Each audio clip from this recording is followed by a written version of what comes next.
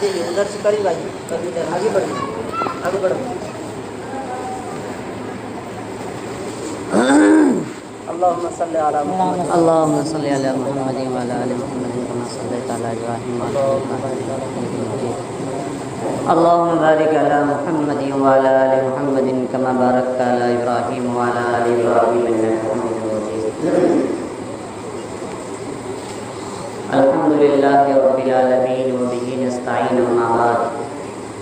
أعوذ بالله من الشيطان الرجيم. بسم الله الرحمن الرحيم. وَلَقَدْ آتَيْنَا إِبْرَاهِيمَ رُشْدَهُ. صدق الله المولانا العظيم.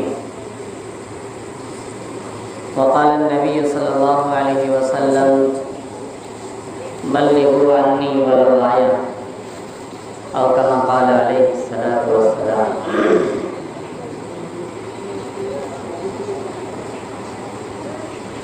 بیجنات پور کے غیور مسلمانوں اور باہر سے تشریف فرما مہمان کرام، عزیز بچوں، پردہ نشین ماں اور بہنوں،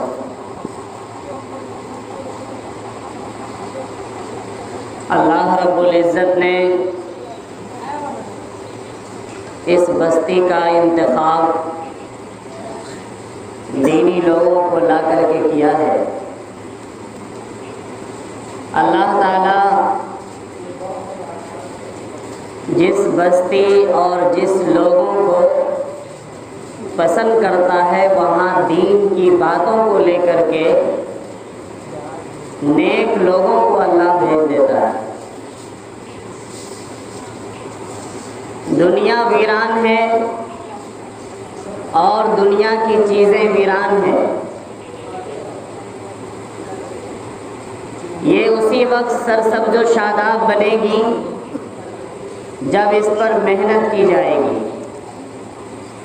اگر کھیت کو ویران چھوڑ دیا جائے، اس میں ہل نہ چلایا جائے، اس میں پانی نہ دیا جائے، تو وہ کھیت ایک دن جنگل بن جاتا ہے اور اس میں گھاس پھوس اس قدر لگتا ہے کہ جس کی وجہ سے اناج اس میں نہیں بچ پاتے۔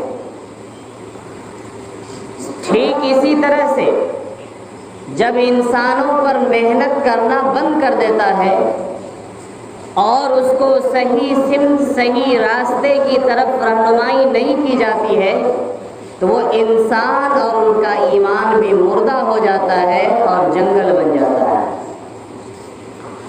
اس لیے اللہ کے نبی صلی اللہ علیہ وسلم نے فرمایا اپنے ایمان کو تازہ کرتے رہا کرو۔ صحابہ نے پوچھا ایمان کو کیسے تازہ کریں؟ آپ صلی اللہ علیہ وسلم نے فرمایا لا الہ الا اللہ محمد رسول اللہ پڑھتے رہا کرو۔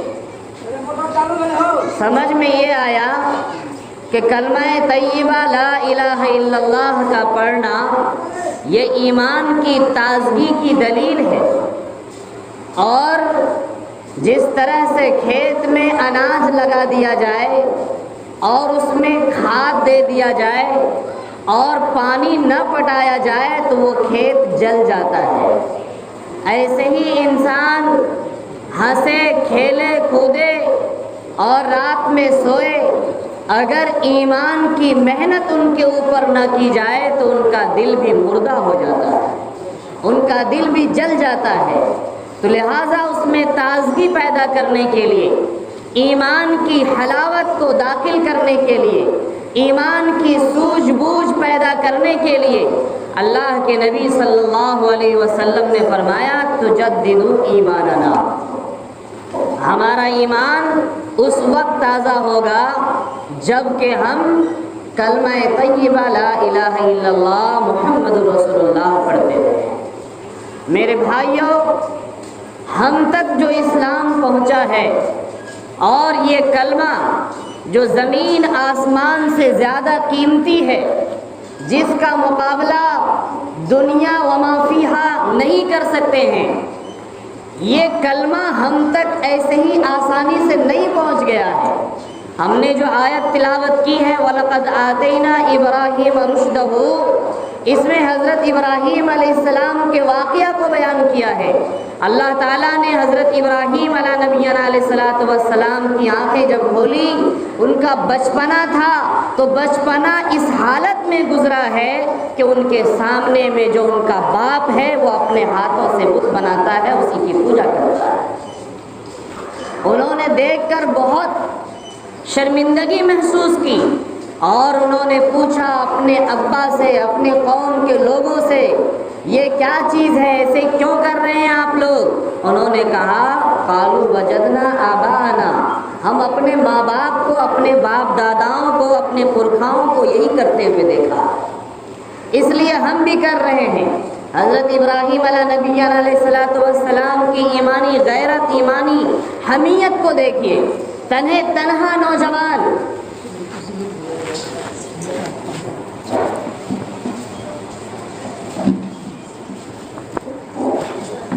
تنہا حضرت ابراہیم علیہ نبی علیہ السلام، ان کا ساتھ دینے والا کوئی نہیں ہے، لیکن وہ کہتے ہیں ہم آپ کو اور آپ کے باپ داداؤں کو گمراہ پاتے، مقابلہ کر رہے ہیں۔ اور یہ واقعہ ہمیں سبق دیتا ہے کہ اللہ کے حکم کے مقابلے میں دنیا کی کوئی بھی طاقت آ جائے، ہم اس کے سامنے سر نہیں جھکا سکتے، ہم اس کے سامنے سر نہیں جھکا سکتے۔ حضرت ابراہیم علیہ نبی علیہ السلام کا مقابلہ وقت کا سب سے بڑا بادشاہ نمرود سے ہوا۔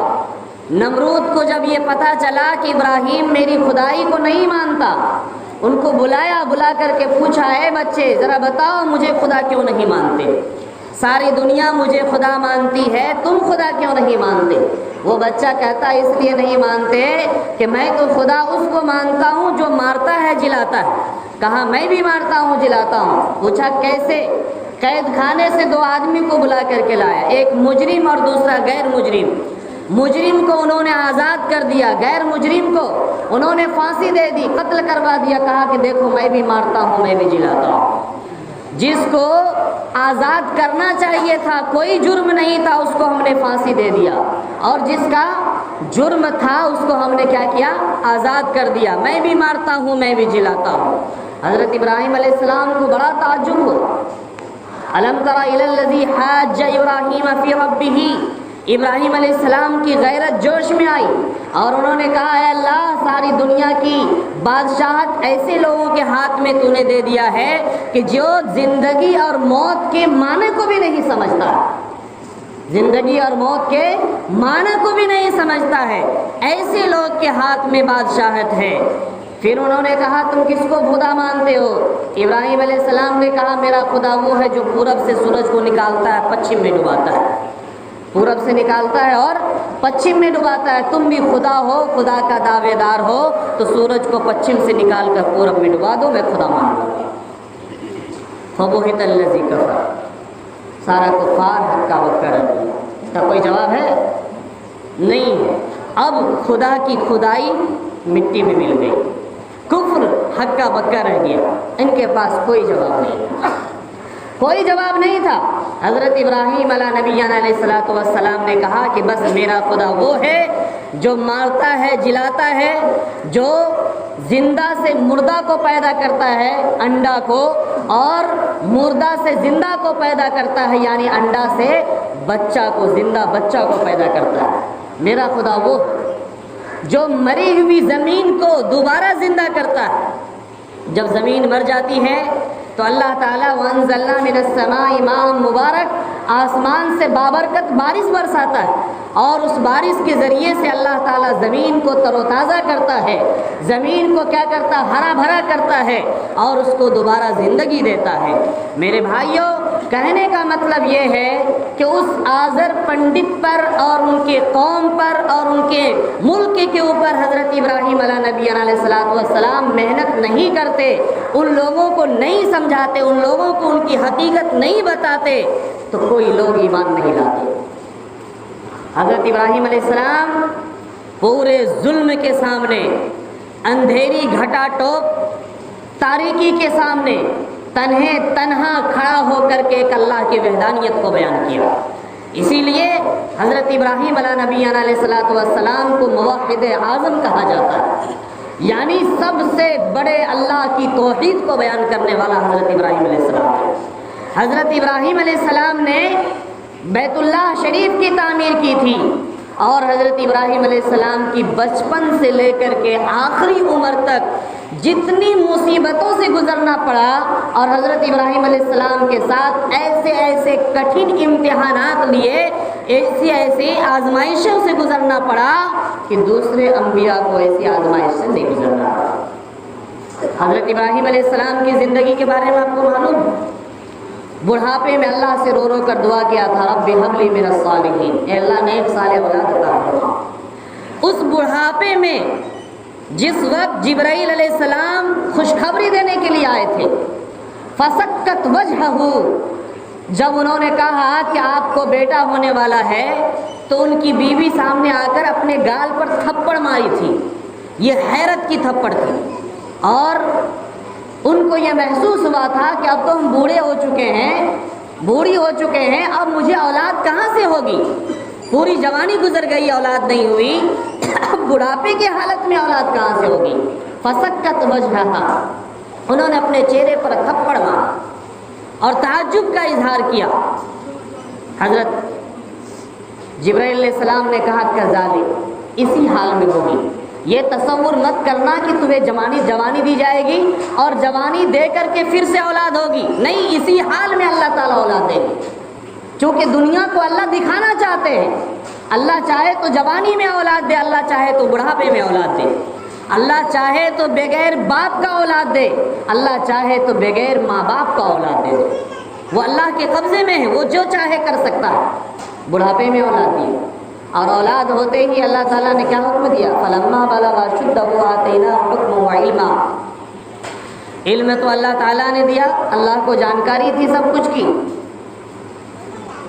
جب چلنے پھرنے لگے، فلما بلغ معہ السعی، جب وہ چلنے پھرنے لگے، دوڑنے لگے، تو اللہ تعالیٰ نے حکم دیا کہ اپنے بیوی اور اپنے لاڈلے بچے کو لقدک میدان میں جا کر کے چھوڑو، ایسی جگہ چھوڑ دو جہاں نہ چرند ہو، نہ پرند ہو، نہ پانی ہو، نہ کھانے کے لیے دانہ ہو، وادی غیر ذی زرع، جو زمین اپجنے کے لائق نہ ہو، بالکل کھنڈرات ہو، جہاں کسی چیز کی آواز سنائی نہ دیتی ہو، ایسی جگہ پر جا کر کے اپنے بیٹی کو اور اپنے بیوی کو اور اپنے بیٹا کو جا کر کے چھوڑا۔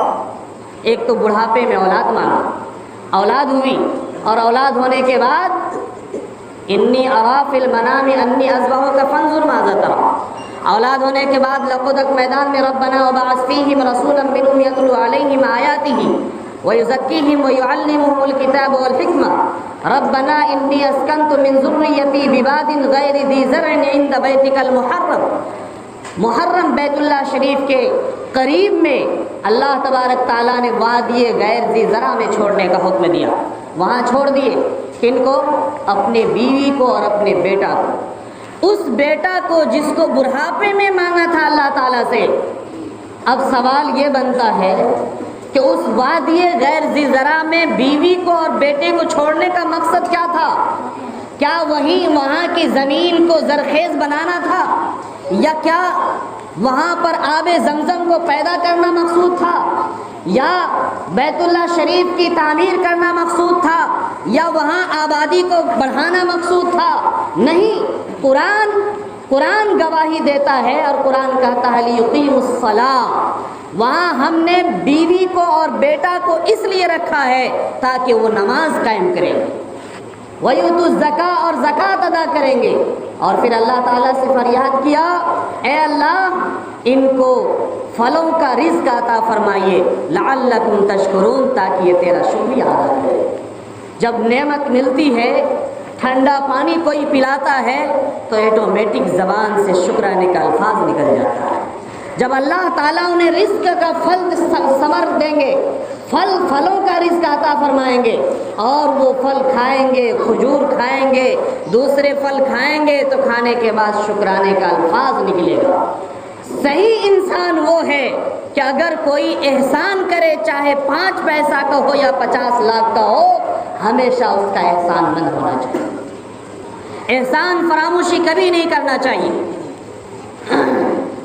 وہاں لقودق میدان میں حضرت ابراہیم علیہ السلام نے اپنی بیوی اور اپنے بیٹا کو جو چھوڑا تھا اس کا مقصد کیا تھا؟ لیقیم الصلاۃ، نماز قائم کرے۔ نماز قائم کرنا ان کا مقصود تھا، ان کا مقصد تھا۔ ہمیں کیا سمجھ میں آیا؟ ہمیں یہ سمجھ میں آیا کہ روئے زمین پر نہ کسی زمین کی قدر ہے، نہ آسمان کی قدر ہے، نہ درخت کی اہمیت ہے، نہ کھیت کی اہمیت ہے۔ اگر اہمیت ہے تو اللہ کے حکم کی اہمیت ہے۔ انسان اسی وقت صحیح سمجھدار انسان ہو سکتا ہے جبکہ اس انسان کے اندر اللہ کا حکم پایا جاتا ہو۔ جب یہ اللہ کی فرما برداری کرے گا تو یہ صحیح انسان کہلائے گا، اور اللہ کا حکم نہیں مانے گا تو یہ 2 پاؤں رکھنے والا انسان، حقیقت میں یہ انسان نہیں بلکہ 4 پاؤں رکھنے والے جانور سے ہے، کیونکہ ان کو اللہ نے عقل سلیم عطا فرمایا ہے، انہیں سمجھداری دی ہے، انہیں سب کچھ دیا ہے۔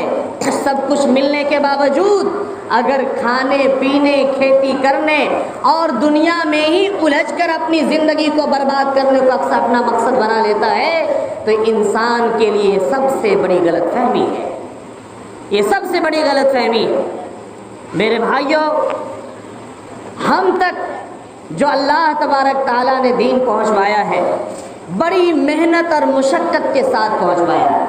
اس کے پیچھے بہت ساری قربانیاں ہیں، اس کے پیچھے بہت بڑی محنتیں ہیں، اس کے پیچھے راتوں کا جاگنا، بیوی کو بیوہ کرنا، بچوں کو یتیم کرنا، کئی سمندروں کو پار کرنا، پسینہ سے شرابور ہونا، اپنے آپ کو، اپنے وجود کو مٹا دینا، بہت ساری قربانیاں ہیں۔ بہت ساری قربانیاں دینے کے بعد ہم تک دین پھیلا ہے، اور یہ دین قربانی چاہتا ہے، یہ دین محنت چاہتا ہے، یہ دین مشقت چاہتا ہے۔ بغیر محنت، بغیر مشقت کے کچھ نہیں ملتا، بغیر محنت کے کچھ حاصل نہیں ہوتا۔ اس لیے یاد رکھیں، اس امت کی بقا قیامت تک کے لیے اللہ تعالیٰ نے صرف اسی لیے رکھا ہے کہ نبی کے جانے کے بعد نبی کا کام اس امت کو سونپا گیا ہے۔ اگر یہ امت یہ کام کرنا چھوڑ دے گی، جس گلی میں دعوت و تبلیغ کا کام نہیں ہوگا، جس راستے میں دعوت والے لوگ نہیں پھریں گے، وہ گلی بھی برباد ہو جائے گی، وہ راستے بھی برباد ہو جائے گے۔ اللہ کو اس جگہ کی کوئی اہمیت نہیں ہے جس میں اللہ کا نام لے کر کے لوگ نہ پھریں، اللہ کا نام لے کر کے لوگ دعوت نہ دے لوگوں کو۔ پچھلی قومیں آئیں، انبیاء کرام آئے، انبیاء نے دین ان کے خدمت میں پیش کیا، وہ قبول کیے۔ نبی گئے، نبی کے جانے کے بعد قوموں میں بددیانتی آ گئی، شرک آ گیا، اور اس کے بعد نافرمانی آئی، سرکشی آئی، اس کے بعد اللہ نے اس قوم کو تباہ و برباد کر دیا۔ کسی کو خنزیر بنایا، کسی کو بندر بنایا، کسی کے اوپر آسمان سے پتھر کی بارش کیا، کسی کو سیلاب میں ڈبا کر کے مارا، نہ جانے کیسی کیسی عذاب میں اللہ تعالیٰ نے مبتلا کیا قوم کو۔ اس قوم کی بقا، اس قوم کی حفاظت صرف اس کام کے اوپر باقی ہے کہ نبی کے جانے کے بعد یہ کام اللہ نے اس امت کو سونپا ہے۔ یہ امت یہ کام کرتی رہے گی تو یہ امت باقی رہے گی، اور نہیں کرے گی تو تباہ و برباد کر دی جائے گی، کیونکہ اللہ کو ایسے لوگوں کی کوئی ضرورت نہیں ہے جو کیڑے مکوڑے کی طرح زندگی جیے، جو 4 پاؤں رکھنے والے جانور کی طرح زندگی جیے۔ دل پر ہاتھ رکھ کر کے آدمی سوچے سوتے وقت کہ ہم سے دین کا کام کیا ہو پایا ہے، آج تک ہم اللہ کے دین کے لیے کیا کیے ہیں؟ جس دین کو ہم تک پہنچانے میں صحابہ کرام نے اتنی ساری قربانیاں دی تھی، ہم کیا کیے ہیں اب تک؟ ہم سے کیا ہو پایا ہے؟ کچھ ہوا ہے یا نہیں ہوا؟ ہم سے ہمارا گھر بھی سدھرا ہے کہ نہیں؟ ہم سے ہمارا پڑوسی سدھرا ہے کہ نہیں؟ ہم سے ہماری اولاد سدھرا ہے کہ نہیں؟ ہم سے ہمارے بستی کو فائدہ ہوا ہے کہ نہیں؟ ہم اپنے علاقے کے لیے جی رہے ہیں کہ نہیں؟ خالی اپنے لیے تو نہیں جی رہے، اپنے لیے تو جانور جیتے ہیں۔ صحیح انسان وہ ہوتا ہے جو خیر الناس من ينفع الناس، سب سے بہترین انسان وہ ہے جو لوگوں کو فائدہ پہنچائے۔ اگر راستہ جانے کے لیے نہیں ہے تو راستہ ہموار کر دے، اگر راستہ پر تکلیف دینے والی چیز ہے تو اس کو ہٹا دے، اگر کسی کے پاس ایمان نہیں ہے تو ایمان کی دعوت دے، اگر کسی کے پاس ایمان ہے اس کے تقاضے پر عمل نہیں کر رہا تو انہیں نصیحت کرے، تب جا کر کے وہ صحیح مسلمان ہے۔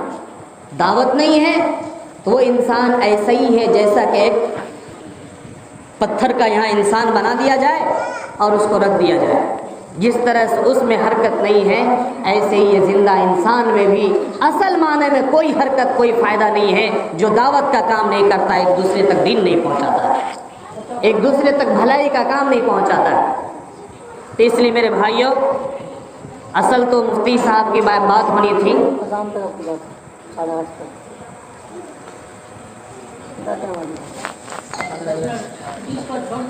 ہاں 20 پر حاضری کاٹ دیا گیا، 10 منٹ حاضری کاٹ، وقت تو 16-17 میں ہو جاتا ہے آجام میں۔ تو بہرحال ٹائم ہو گیا ہے میرے بھائیوں۔ کہنا یہ تھا کہ ایمان کی حلاوت ہمیں اس وقت ملے گی، اس وقت نظر آئے گی جب ہم اللہ کے لیے 2 رکعت کم سے کم نماز پڑھیں، جس نماز کے اندر ذرہ برابر بھی دکھاوا نہ ہو، جس نماز کے اندر ذرہ برابر بھی ریاکاری نہ ہو۔ 5 روپیہ ہم خرچ کریں اللہ کے راستے میں، جس صدقہ میں ریاکاری نہ ہو، دکھاوا نہ ہو، ایک قطرہ آنسو بہائے اللہ کے ڈر سے، جس آنسو میں کوئی ریاکاری نہ ہو، کوئی دیکھنے والا نہ ہو، صرف وہ اور اس کا عمل اللہ تعالیٰ دیکھتا ہے۔ حضرت ابراہیم علیہ نبینا علیہ الصلوۃ والسلام نے وَإِذْ يَرْفَعُ إِبْرَاهِيمُ الْقَوَاعِدَ مِنَ الْبَيْتِ وَإِسْمَاعِيلُ رَبَّنَا تَقَبَّلْ مِنَّا إِنَّكَ أَنْتَ السَّمِيعُ الْعَلِيمُ۔ جب ابراہیم اور اسماعیل دونوں نے مل کر کے باپ بیٹا نے بیت اللہ شریف کی تعمیر کی۔ بیت اللہ اس روئے زمین پر سب سے اعلیٰ درجہ رکھتا ہے۔ بیت اللہ کا مقام، مرتبہ اور اس کے اندر عبادت کرنا، یہ سب سے بڑا فضیلت کا کام ہے۔ اگر کوئی ایک وقت کی نماز پڑھتا ہے تو 1 لاکھ نماز پڑھنے کا ثواب ملتا ہے بیت اللہ شریف کے اندر۔ اس بیت اللہ شریف کی تعمیر باپ اور بیٹا نے کیا، اور کرنے کے بعد انہوں نے کسی لوگوں کو نہیں جتلایا کہ ہم نے اپنے پیسے سے بیت اللہ بنایا ہے۔ انہوں نے کسی کو یہ نہیں کہا کہ ہم نے اس مسجد کے اندر اتنا محنت کی ہے، رات میں جاگا، دن میں جاگا، یہ کام کیا، وہ کام کیا، نہیں۔ جب بیت اللہ کی تعمیر مکمل ہو گئی، انہوں نے ہاتھ اٹھایا آسمان کی طرف، ربنا تقبل منا انک انت السمیع العلیم۔ انہوں نے کہا اے اللہ، بیت اللہ کی تعمیر ہم نے کر دی ہے، تو اسے قبول فرما لیجیے۔ کون قبول کرے گا؟ اللہ۔ لوگوں سے قبول کروانا ہے تو اس میں کوئی اجر و ثواب نہیں، لوگوں کو دکھانے کے لیے وہ کام کیا ہے تو اس میں کوئی اجر و ثواب نہیں ہے۔ آج اعمال صالحہ کے اندر بھی ریاکاری بہت زیادہ داخل ہو گیا ہے۔ جو کام کرے کم سے کم ایک آدمی کو دکھا کر کے کریں گے، جو کام کریں گے کم سے کم ایک آدمی کے سامنے واہوائی کر کے کریں گے۔ اگر کسی یتیم کا گھر بنا دے رہے ہیں تو اللہ کی رضا کے لیے بنائیں، اگر کسی بھوکے کو کھانا کھلاتے ہیں تو بس اللہ کی رضا کے لیے کھلائیے، اگر کسی کی مدد کر رہے ہیں تو اللہ کی رضا کے لیے کیجیے، اگر دین کے راستے میں جا رہے ہیں تو دوسروں کو مت جتلائیے کہ آپ نہیں کر پاتے ہیں، ہم ہی تو کرتے ہیں، ہم ہی جوڑ میں جاتے ہیں، ہم ہی جماعت میں جاتے ہیں، ہم ہی سب کچھ کرتے ہیں، آپ لوگ نماز پڑھتے ہیں، گھر میں جاتے ہیں، اتنا ہی آپ کا مقصد ہے، سب کچھ ہم سے ہو رہا نہیں۔ آپ سے اگر ہو رہا ہے تو اللہ کی قسم اللہ آپ سے کام لے رہا ہے، اور اس کا بدلہ تب آپ کو ملے گا جب کہ آپ دوسروں کو نہیں جتلائیں گے۔ جہاں جتلائے تو پھر اجر اس کا نہیں ملے گا۔ اپنے اعمال بنانے کے لیے کریں، آخرت میں ہمیں اچھا بدلہ ملے، آخرت میں ہمیں بڑی بڑی نعمتیں ملیں، قیامت کے دن قیامت کی سختی سے ہم محفوظ ہو جائیں، اس کے لیے ہم کام کریں۔ اور اس کے لیے کام کریں گے تب جب کہ اس کے اندر کوئی ریاکاری نہیں ہوگی، کوئی دکھاوا نہیں ہوگا۔ اس لیے طے کر لیجئے کہ ہمیں جو بھی کام کرنا ہے بس اللہ کی رضا کے لیے کرنا ہے۔ अच्छा हर काम अल्लाह की रज़ा के लिए इखलास के साथ, मुखलिस बन करके, ईमानदारी के साथ, वफादारी के साथ, ईमानदारी के साथ, उसमें कोई मिलावट ना हो। कोई देखे ना देखे, अल्लाह देखता है। और अल्लाह के लिए जो अपने आप को छोटा समझता है, अल्लाह के लिए जो अपने आप को सबसे कमज़ोर बना करके मस्जिद के गली, मस्जिद के कोने में बैठकर अल्लाह के सामने रोता रहता है, गिड़गिड़ाता रहता है, दुनिया का बादशाह उसे कमज़ोर ज़रूर समझता है, दुनिया का नेता उसे हकीर ज़रूर समझता है, लेकिन कल क़यामत के दिन जब अल्लाह के सामने खड़ा होगा तो खाफिज़तुर राफ़िया, ये हकीर समझने वाला बादशाह चींटी के बराबर होगा, और ये कोने में बैठकर अल्लाह की इबादत करने वाला का मर्तबा और मनसब इतना बड़ा होगा कि वो नूर के मिंबर पर बैठा हुआ होगा। इसलिए दूसरों की हक़ारत की परवाह न कीजिए। अल्लाह ने आपको तौफीक दिया है दीन के काम करने के लिए, तो अल्लाह के लिए कीजिए, एतराज़ न कीजिए, किसी के खिलाफ मत पाँव फैलाइए, किसी को मत रोकिए। मन्नाइल लिल खैरि मुअतदिन असीम, जो आदमी खैर के काम से रोकता है वो भी कल जहन्नम में जाएगा। जमात में क्या मिलेगा, इसका सबूत कहाँ से है? जोड़ में क्यों जाइएगा, इसका सबूत कहाँ से है? आप मदरसा बना लिए, सबूत नहीं ढूंढे, बनात बना लिए, सबूत नहीं ढूंढे, घर बना लिए, पक्का का सबूत नहीं ढूंढे, और उसके बाद खेती में, खेत के अंदर जा कर के सारा क्या डालते, इसमें खाद डालते हैं, क्या क्या डालते हैं, उसका कहीं सबूत नहीं डाले, ढूंढे। ऐसा कपड़ा पहनते हैं, लुंगी पहनते हैं, इसका कहीं सबूत नहीं ढूंढे। दुनिया में 1 लाख काम कर रहे, कहीं किसी का सबूत नहीं। और जब पढ़ने की बारी आए, तालीम की बारी आए, दीन सीखने की बारी आए, दीन फैलाने की बारी आए, कहीं मजलिस लगाई जाए, मजलिस में दीन की बातें हो, तो उसका सबूत कुरान से हमको चाहिए। आइए, कुरान से सबूत मिलेगा, लेकिन आप उस मेयार पर पढ़ करके आइए, सबूत हम दिखाएंगे आपको। पढ़ के आइए, तब समझ में आएगा इसका सबूत कहाँ से। बहुत सारे सहाबी को दीन फैलाने के लिए अल्लाह ताला ने भेजा, अल्लाह के हबीब जनाब मोहम्मद रसूलुल्लाह सल्लल्लाहु अलैहि वसल्लम ने भेजा, और उन्हीं की बरकत और उन्हीं की मेहनत और उन्हीं की कुर्बानी की वजह से हिंदुस्तान में दीन फैला है, हम तक दीन फैला है। अगर वो चुपचाप मदीना में बैठे रहते, मक्का में बैठे रहते, तो हम तक दीन नहीं आता। बड़ी कुर्बानी के बाद आया है। इसलिए मेरे भाइयों, जो मकसद लेकर हम लोग आपके दियार में आए हैं, इंशाअल्लाह वही मकसद आप सबका भी होना चाहिए। जो काम लेकर के आए हैं, ये काम दीन से हटाने के लिए नहीं, बल्कि सिराते मुस्तकीम पर गामजन करने के लिए आए, सही रास्ता दिखाने के लिए आए। और इसी रास्ते में चहल पहल भी है, इसी रास्ते में ईमान की तरोताज़गी भी है, इसी रास्ते में हर मजलिस में ये बताया जाता है कि अल्लाह का हक आपके ऊपर क्या है, किस मकसद के लिए अल्लाह ने हमें पैदा किया है। सिर्फ कमाना, खाना, घर चलाना ये मकसद नहीं है, मकसद और भी कुछ है। तो बहरहाल आपके सामने तफसील से बात होगी। मेरी बात इसी बातों पर ख़त्म हो रही है कि अल्लाह ताला ने मुख्तसर ज़िंदगी दिया है। बहुत सारे लोग हम में से गुज़र गए, और कितने लोग ऐसे होंगे जिनके घर में से कोई न कोई ज़रूर इंतकाल हुआ होगा, मरा होगा। वो कभी हम सब से कह के नहीं दिया कि मैं जा रहा हूँ, मेरा कागज़ फ़लाँ जगह रखा हुआ है, या ज़मीन फ़लाँ जगह मेरे नाम पर है, या ऐसा है वैसा है, इस तरह की बात नहीं। हमारे यहाँ तो वसीयत लिखने का भी फुर्सत नहीं है। पहले ज़माने में लोग वसीयत लिख करके हमेशा तकिया के नीचे रखते हैं कि मुझ पर फ़लाँ फ़लाँ का कर्ज है, फ़लाँ ज़मीन फ़लाँ जगह है, या मेरा कर्ज फ़लाँ पर है, ये वसीयत लिख करके रखते थे। लेकिन अब तो वो भी दौर चला गया। तो जो मुख्तसर ज़िंदगी अल्लाह ताला ने हमें दिया है, इसको गनीमत समझिए। ये वक्त दोबारा मरने के बाद नहीं मिलेगा। एक बार सुभान अल्लाह पढ़ लेंगे आज, तो इसका अजर और सवाब जो कब्र के अंदर में मिलेगा, कब्र में जाने के बाद एक बार सुभान अल्लाह पढ़ने का मौका नहीं मिलेगा। हाँ, बताइए, बड़ी कीमती बात हुई। इब्राहीम अलैहिस्सलाम कुर्बानी दिए, फिर हम तक दिन पहुँचा। बताइए, 4 महीना के लिए नफ, बताइए, बताइए 4 माह के लिए नफ। भाई हम लोग दीन सीखने के लिए तैयार है ना? बताइए, इरादा करे, ये नहीं कि अभी जो नाम डालेंगे तो कल ही जाना पड़ेगा। चलिए 5 रोज बादे सही, 2 रोज बादे सही। बताइए ये सुनने के लिए हम जी, माशाअल्लाह, अल्लाह ताला जन्नतुल फिरदौस में इन्हें आला जगह अता फरमाए। आमीन आमीन। जन्नत आमीन देखिए बताइए। कितना बेहतरीन नाम है। लोग समझते आमीन कहेंगे तो हम भी कबूल हो जाएंगे, सबको गाना चाहिए। बताइए जब मोहम्मद जमाली, कहाँ के हैं जमाली मोहम्मद साहब? रफ़ी, जी बैनाथपुर। आप कहाँ मोहम्मद के? जमाली। आप भी बैनाथपुर। चलिए मोहम्मद अल्लाह जमील है, जमाल को पसंद करते हैं। रफ़ीक और बताइए दोस्त है। मशवरा हो जाएगा जी।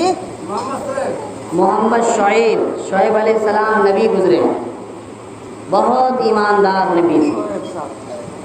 बताइए अब्दुर्रहमान, देखिए रहमान का बंदा तैयार हो गया माशाअल्लाह। अभी मशवरा हो अल्लाह को बताइए। अब्दुल्ला अब्दुर्रहमान नाम बहुत पसंद है। और बताइए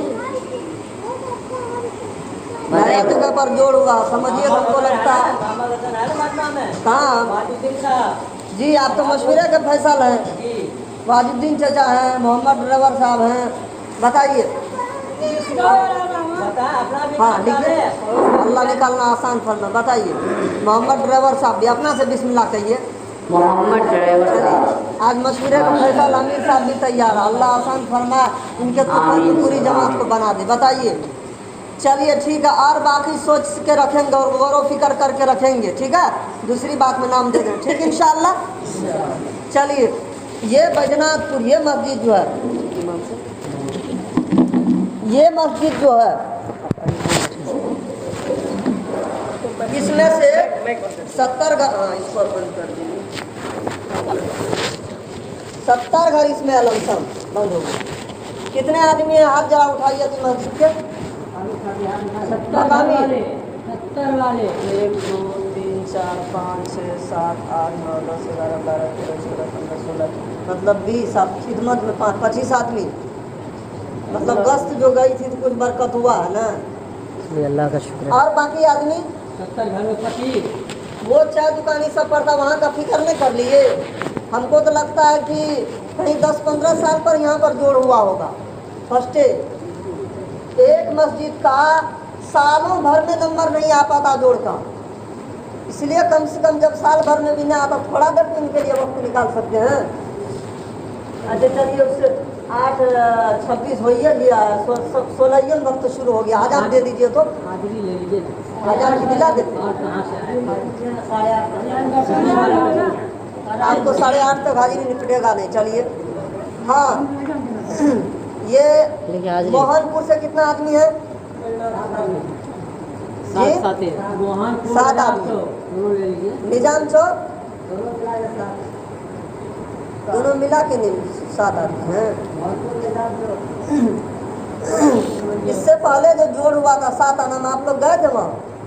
कॉपी किनके हवाले था?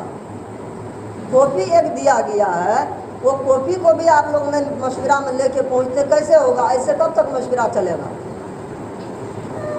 इसको जब नहीं ध्यान दीजिएगा मशवरा, उसमें भी आज मगरिब बाद हम लोग मशवरा किए हैं, लोग नहीं पहुँचे तब सिर्फ हम लोग दिनबंदी के 5-6 आदमी मौजूद थे। इसका ख्याल आइंदा रखिए, ठीक है इंशाअल्लाह। हाँ बीरपुर से कितने आए? बीरपुर जामे मस्जिद 9 आदमी। 9 आदमी। इनके अलावा और कहाँ से आए हैं? 7 आना है। 7 आना। चलिए 7 आना नहीं, ये बैजनाथपुर के अलावा इनके अलावा यहाँ 11 मसाजिद है। इससे पश्चिम जो वक्ती मस्जिद है वहाँ से का आदमी आए हैं? इन्ना लिल्लाहि व अरे पीछे मस्जिद है ना पश्चिम की तरफ एक छोटी मस्जिद, कितने आदमी उससे? हाथ उठाइए ना, कितने आदमी है? 1 आदमी। चलिए 2 आदमी। ठीक, हम सब मस्जिद का तरतीब वार लेते हैं। 4 आदमी। इसके बाद जो इधर इसको कौन टोला सब कहते हैं? सिद्दीकी मोहल्ला के आदमी हैं? नहीं है। अंसारी मोहल्ला से कितने आदमी हैं? नहीं। बनाटपुर 3 मस्जिद अलमसम, कितने आदमी हैं वहाँ से? खबर किए थे यहाँ जो जोड़ है बैजनाथपुर वाले मौलाना महबूब साहब पहले चलते फिरते हम खबर किए। इनके अलावा आप लोग खबर किए थे ये मस्जिद सब में? सारे मस्जिद में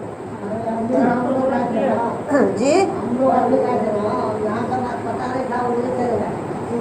को पता नहीं है जो अच्छा चलिए कह रहे हैं तो आप कौन मस्जिद के? देखिए ना ना सुनिए, असल ये है कदम को उठाकर जाना। असल इकबाल नैयर साहब कहते थे ये काम कलम का नहीं है, कदम का है। असल तो हमको आपके अक्सर मस्जिद अतराफ में करीब में चल फिर कर आप जुमा में भी कम से कम हर मस्जिद में ऐलान जाके करवा देते। ये तो लास्ट आखिर दर्जा है फ़ोन करना। फिर भी इसकी भी दावत को हैरत मौलाना साहब सब मना करते हैं कि फ़ोन की दावत मत दो। हाँ, इस बार जो लॉकडाउन के बाद जो पूरे बिहार झारखंड का सूबाई मशवरा 3 महीना पर होता है।